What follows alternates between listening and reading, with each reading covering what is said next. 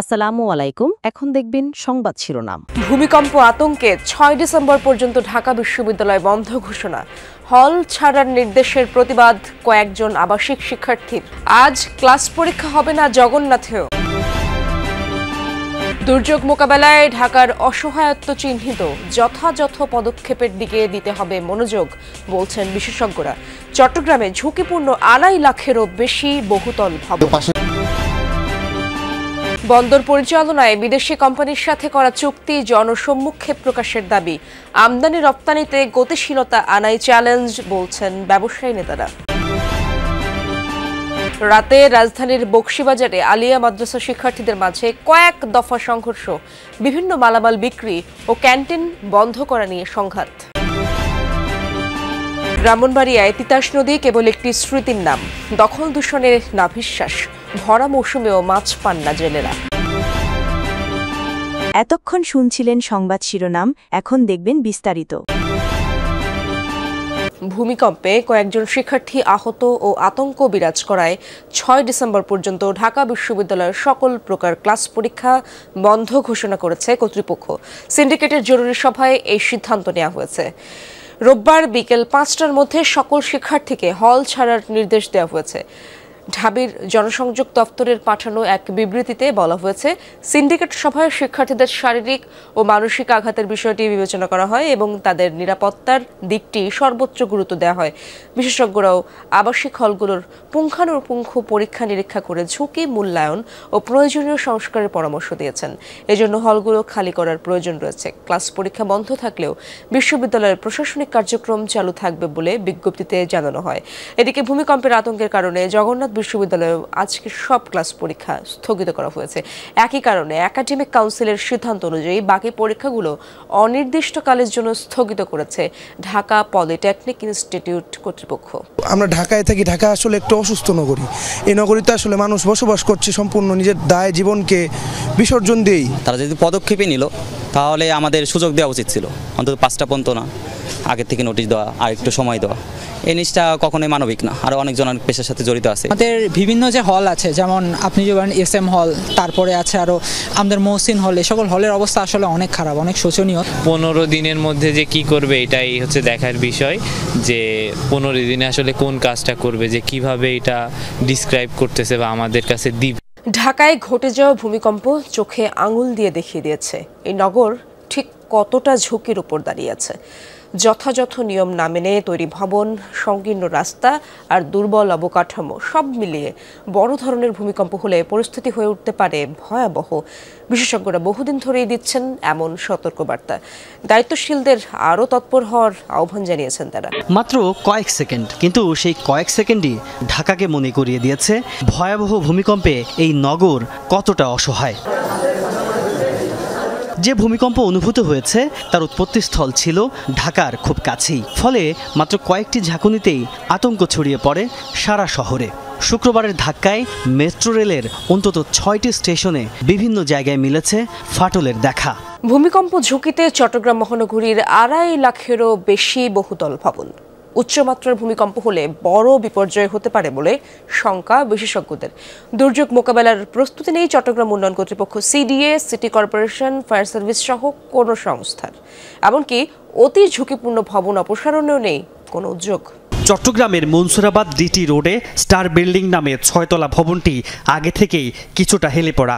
শুক্রবারের ভূমিকম্পে আরও হেলে এখন চরম ঝুঁকিপূর্ণ অবস্থায়। ভবনে বসবাসরতরা এবং পাশের প্রতিবেশীরা আছেন আতঙ্কে। রাস্তা আছে, পাশে বিল্ডিং আছে, এখন সব দিক দিয়ে মিলে এটা আসলে একটু ঝুঁকিপূর্ণ হয়ে গেছে। আতঙ্ক বিরাজ করতেছে, যে কোনো মুহূর্তে এটা একটা বড় একটা দুর্ঘটনার কারণ হতে পারে, অনেক জানমালের ক্ষতি হতে পারে। একটা বিল্ডিং যদি স্বাভাবিক হেলে পড়ে সবাই তো একটু আতঙ্ক থাকে। অনেক বড় ধরনের দুর্ঘটনা হয়ে যেতে পারে এবং অনেক প্রাণহানিও হতে পারে। মূলত মিয়ানমারের টেকটনিক প্লেটের 1.5 থেকে 200 কিলোমিটারের মধ্যে চট্টগ্রামের অবস্থান, ফলে এই অঞ্চলে ভূমিকম্পে ক্ষয়ক্ষতির ঝুঁকিও বেশি। চট্টগ্রাম বন্দরের লালদিয়া টার্মিনাল এবং পানগাঁও ICT পরিচালনা ব্যবস্থাপনা নিয়ে তৈরি হয়েছে বিতর্ক। বিদেশি প্রতিষ্ঠানের সঙ্গে চুক্তি করা নিয়েই আপত্তি। সামনে এসেছে কয়েকটি প্রশ্ন। বিদেশি প্রতিষ্ঠানের সঙ্গে চুক্তির শর্ত কেন প্রকাশ করা হচ্ছে না? কেন প্রতিযোগিতার ভিত্তিতে দেয়া হয়নি কাজ? ব্যবসায়ীরা বলছেন, বন্দরে বেশি দুর্ভোগ সৃষ্টি করে রাজস্ব সংক্রান্ত জটিলতা, অবস্থার উন্নতি করাই চ্যালেঞ্জ। কন্টেইনার পরিবহনের বৈশ্বিক তালিকা করে লন্ডনের শিপিং ভিত্তিক পত্রিকা লয়েডস লিস্ট গেল আগস্টে 100 পোর্টস শিরোনামের ওই রিপোর্টে চট্টগ্রাম বন্দরের অবস্থান 68।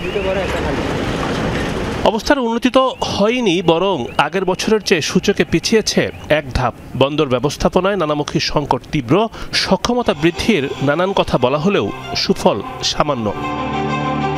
এমন অবস্থায় বন্দর ব্যবস্থাপনায় বিদেশি প্রতিষ্ঠানেই আস্থা পেয়েছে অন্তর্বর্তী সরকার। তাই দ্রুততায় 33 বছরের জন্য চট্টগ্রাম বন্দরের লালদিয়া টার্মিনাল নির্মাণ ও ব্যবস্থাপনার দায়িত্ব ডেনমার্ক ভিত্তিক প্রতিষ্ঠান এপিএম টার্মিনালসকে দিয়েছে সরকার। বিনিয়োগ হবে প্রায় 7,000 কোটি টাকা, সক্ষমতা বাড়বে 40%। ইচ্ছা করলে এই চুক্তি বৃদ্ধি করা যাবে আরও 15 বছর। চুক্তি করা নিয়ে নানা মহলে উঠেছে বিতর্ক, ঘুরপাক খাচ্ছে কয়েকটি প্রশ্ন। বলা হচ্ছে, চুক্তির শর্ত কেন উন্মুক্ত করা হয়নি? প্রতিযোগিতার ভিত্তিতে কেন দেয়া হয়নি কাজ? চুক্তির শর্তগুলো নিয়ে মন্ত্রণালয় ভিত্তিক কোনো মতামত নেওয়া হয়েছে? জমি অধিগ্রহণ হবে কোন প্রক্রিয়ায়? টার্মিনাল তৈরি করে পরিচালনার দায়িত্ব কি ধীরে ধীরে দেশীয় প্রতিষ্ঠানের হাতে তুলে দেওয়া হবে? প্রশ্ন তোলা হয়। 4 মাস পর নির্বাচন, সংসদে কেন এমন সিদ্ধান্ত নেওয়া হলো না? রাজধানীর বকশীবাজারের আলিয়া মাদ্রাসার শিক্ষার্থীদের মাঝে কয়েক দফা সংঘর্ষের ঘটনা ঘটেছে।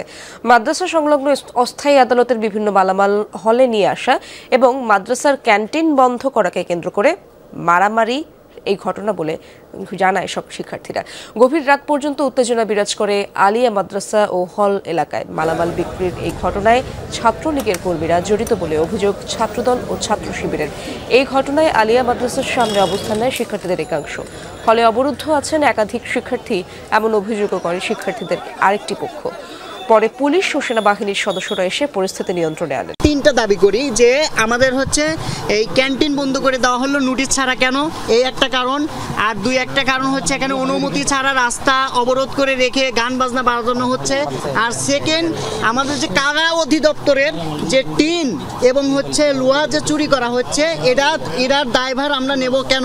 চাঁদাবাজি ব্যাপার স্যাপার আছে এখানে। সাবেক যারা ছাত্রলীগ ছিল, যারা অপকর্মের সাথে বেশি জড়িত ছিল, তারা হচ্ছে মানে বের হয়ে গেছে। আর তাদের পেতাত্তারা যারা ছিল, এরা হচ্ছে ভিতরে মানে 5 তারিখের পর থেকে এরা হলে থাকে এবং বিভিন্ন সময় আছে আমাদের এখানে পার্শ্ববর্তী বোর্ডে গিয়া ওনারা চাঁদাবাজি করে। ব্রাহ্মণবাড়িয়া জেলার প্রধান নদী তিতাস। একসময় দেশীয় মাছে ভরপুর ছিল মিঠা পানির এই নদী। তবে এখন ভরা মৌসুমেও জেলেদের জালে হাহাকার। পাল্টেছে জীবনযাত্রা। দখল, দূষণ আর নিষিদ্ধ জালের ব্যবহারে হারিয়ে যেতে বসেছে অসংখ্য প্রজাতির মাছ। প্রতিবেশী দেশ থেকেও বয়ে আসছে দূষিত পানি। নদীর ওপর নির্ভরশীল মানুষগুলোর দুর্দশা দেখার যেন কেউ নেই। ফুলজোড়া জল, বুক ভরা ঢেউ, প্রাণ ভরা উচ্ছ্বাস, স্বপ্নের ছন্দে বহমান এক নদী। অমর কথা শিল্পী অদ্বৈত মল্লবর্মণের লেখনীতে ছিল তিতাসের এমন রূপ। ছিল জেলেদের জীবনযুদ্ধ। তবে তিতাসের সেই ভরা যৌবন এখন অতীত। মালোপাড়ার জেলেরাও স্বস্তিতে নেই। দেশের দক্ষিণ পূর্বাংশে বহমান তিতাসের উৎপত্তি মেঘনা নদী থেকে। ব্রাহ্মণবাড়িয়ার বেশিরভাগ উপজেলা এই নদীর সাথে সংযুক্ত। এ অঞ্চলের জেলেদের সাথে তিতাসের সখ্যতা বহুকালের। একসময় দেশি মাছে ভরপুর ছিল মিঠা পানির এই নদী।